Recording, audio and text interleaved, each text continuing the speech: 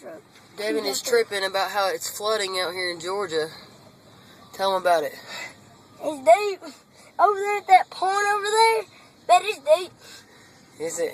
Yeah. That's usually where we go riding our four-wheelers, and it's all mud. Why do we go mud next time? But today it is all water. God, it's like a big river.